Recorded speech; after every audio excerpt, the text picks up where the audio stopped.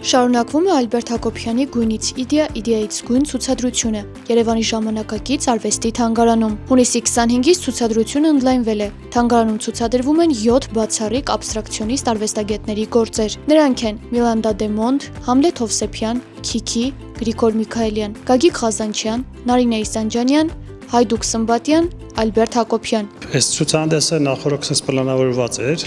բայց դες քիչ էինք ասում այդ բաների մասին, անակնկալ կլինի հաղագի մարդկանց համար։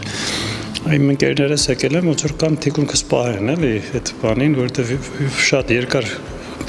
է տևելու։ Ալբերտ Հակոբյանը վստահ է, մի քանի հոգով ցուցադրությունն ավելի հետաքրքիր ու հագեցած կլինի, իսկ պատասխանատվությունը մեծ է բոլորի համար։ Կյանքի մի էտապ է, որ ես մի քանի ժամանակը մի ամիս է ինչա այտենց պիտի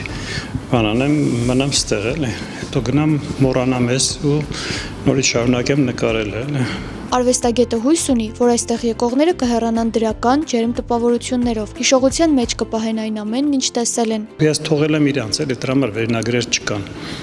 որ մարդը նայում է, ինչ ազգում ինքը տիրանն է էլի։ Ցուցահանդեսի համադրող Թաթուլ Արաքյանը պատմում է, Ալբերտ Հակոբյանի արդեն իսկ կայացած «Գույնից իդեա, իդեայից գույն» ցուցադրության առաջին մասը փակվել է։ Հիմա շարունակվում է, բայց արդեն Ալբերտը ընկերների հետ։ Հավանում եմ, երբ իրեն համախոհ նկարիչները նաև մասնակցում են այդ նույն ցուցադրության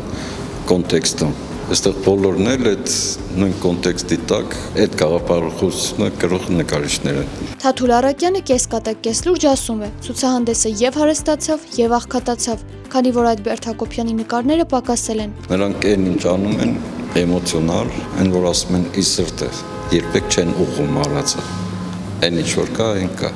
Նրանք չեն խաբում քեզ, ծառ չեն նկարում։ Բնություն չեն նկարում, որ քեզ խաբեն այս ծառը։ Զգացողությունները, որ պիտի դու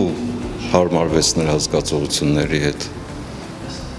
Եթե սիրեցիր, ուրեմն երկխոսությունը կկայանա։ 7 տարբեր տեսլական, 1 ընդհանուր խորհուրդ, գույնի եւ մտքի անսահման երկխոսություն։ Շտապեք տեսնել եւ վայելել։ Ցուցադրությունը բաց է մինչեւ հուլիսի 15-ը։